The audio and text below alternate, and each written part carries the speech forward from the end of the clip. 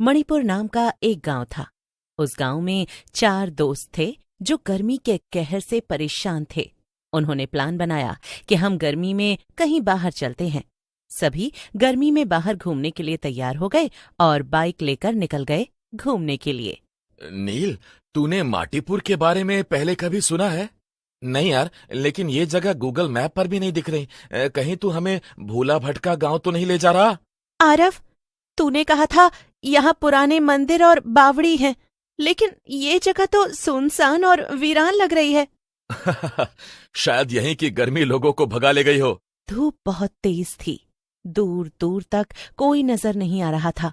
गांव में घुसते ही पेड़ सूखे हुए, कुएं सूखे और घर खंडहर नजर आते हैं। एक टूटी झोपड़ी के पास से आवाज आती है। वो लोग उस झोपड़ी के पास जाते हैं और देखते हैं कि उस झोपड़ी में एक बूढ़ी अम्मा खटिया पर लेटी हैं। कौन हो तुम लोग? यहाँ क्यों आए हो? हम सिर्फ घूमने आए हैं अम्मा। ये गांव वीरान क्यों है और यहाँ के सब लोग कहाँ हैं? माटीपुर अब जीते जागते लोगों की जगह नहीं रही बच्ची। हर साल जब गर्मी की लहर चरम पर होती है, वो लौटती है। कौन लौटती है? रूपवती। हाँ, उस रूह का नाम है रूपवती, जिसने कभी अपने जलते हुए तन के साथ ये श्राप छोड़ा था कि जब तक ये धरती तपेगी तब तक वो हर आत्मा को भस्म करेगी। मतलब ये गांव सच में भूतिया है? हाँ, यहाँ जो रुकता है वो या तो पिघल जाता है या जलकर राख हो जाता है। ये सब सुनकर वो डर जाते हैं और वहां से चले जाते हैं। रात का समय हो जाता है। रात को सब मंदिर के पास एक पुरानी हवेली में रुकते हैं, जहां अंधेरा और गर्मी असहनीय थी। हाँ, तुम लोगों ने देखा? पंखा बंद है, फिर भी हवा नहीं चल रही, और ये पसीना जैसे कोई शरीर में आग लगा रहा हो। मुझे तो ऐसा लग रहा है जैसे कोई सांस ले रहा हो मेरे कान में। अचानक हवेली के आंगन में दरवाजा अपने आप भड़भड़ाता है। किसने बंद किया ये दरवाजा? कोई अंदर है? टॉर्च की रोशनी में एक धुंधली परछाई नजर आती है। एक लड़की जलते हुए बालों और लाल आंखों के साथ दिखाई देती है। गर्मी आई है और अब तुम सब जलोगे। अगली सुबह सब डर के मारे अम्मा के पास भागते हैं। अम्मा, वो आ गई है। आपने जो कहा था वो सच है, वो रूपवती आ गई है। अम्मा, हमें उस रूपवती के बारे में बताओ। उसके साथ क्या हुआ था और वो ऐसे गर्मियों के समय ही क्यों आती है? रूपवती कभी इस गांव की सबसे सुंदर और नेक लड़की थी, लेकिन एक साल भयंकर गर्मी में उसकी शादी से पहले ही वो पानी के लिए दर दर भटकी। कुएं सूख चुके थे। लोग मदद करने की जगह उसकी हंसी उड़ाते रहे। क्या हुआ फिर? आखिर एक दिन जलते सूरज के नीचे उसकी चीखें सबने सुनी। उसने खुद को आग लगा ली और श्राप दिया, जैसे मैं इस गर्मी में मरी वैसे ही ये गांव भी हर गर्मी में जलेगा। तभी से हर साल लू के साथ उसकी आत्मा लौटती है। तभी राजीव अचानक लापता हो जाता है। राजीव कहाँ गया? वो तो मेरे साथ ही था।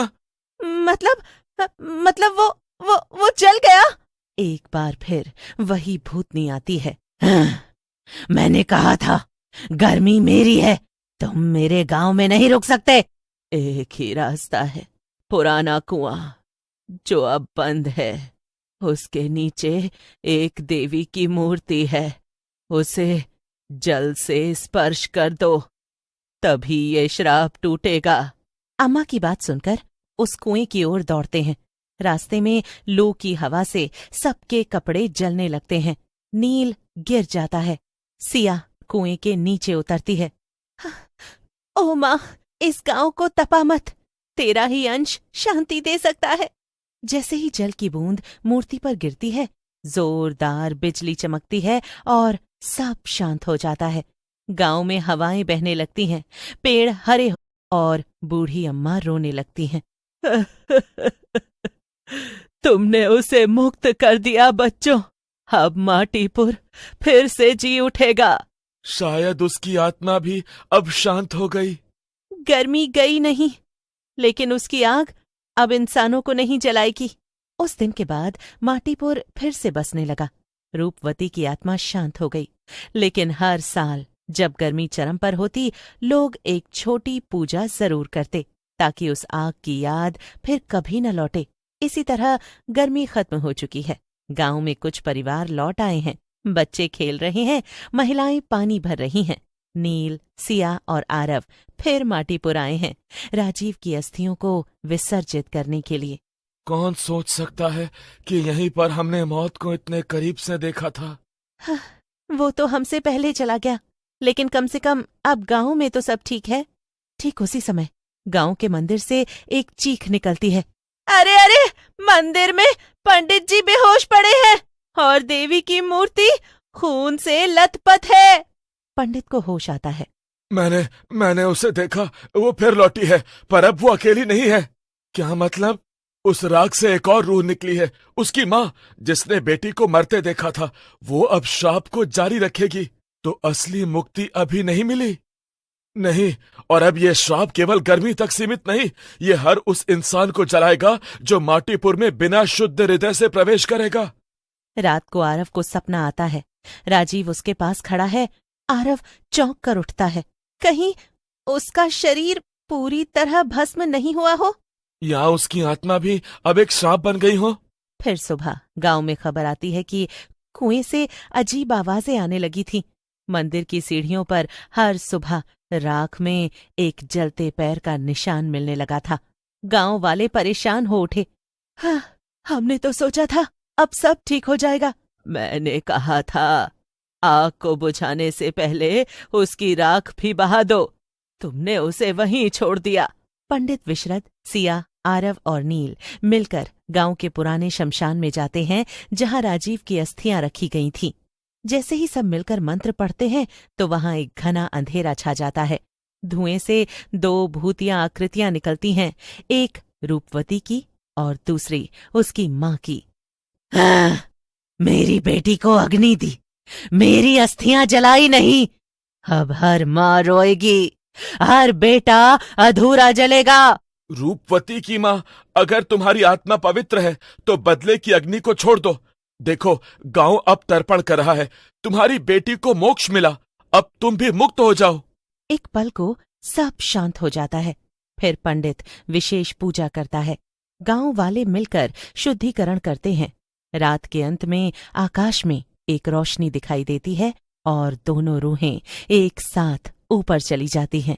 2 साल बीत चुके हैं। माटीपुर में अब लोग रहते हैं, खेतों में फसल उगने लगी है, लेकिन एक गर्मी फिर से दरवाजे पर है, और इस बार आग हवा से नहीं, लोगों की आत्मा से निकलेगी।